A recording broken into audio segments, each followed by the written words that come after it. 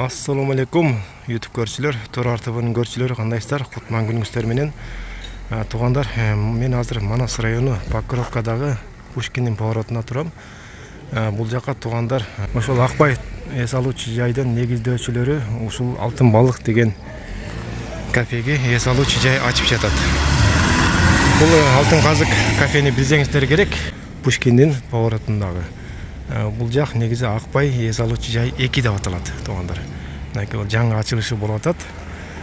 Буйруса, бул жакта азыр эмне тамактар бар, кандай шарттары бар көрсөтүп берем силерге.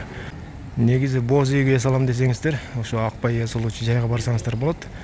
Бул Акбай эс алуучу жай 2нин өзгөчөлүктөрү, туугандар. Бул жакта да негизи кымыз бар, анан андай тамактын ар кандай түрлөрү бар, туугандар.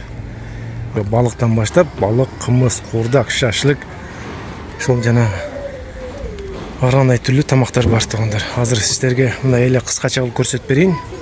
Шарттарын сиздер көрүп тургандай, суу үстүндөгү мындай тапчан экен, жакшы экен.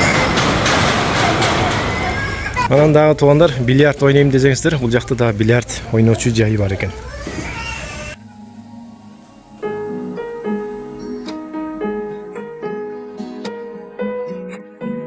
Анан дагы ушу бильярдты 4 комната экен. Кенен. Келип бильярд ойноп эс алып кетсеңиздер болот экен. 4 стол экен да.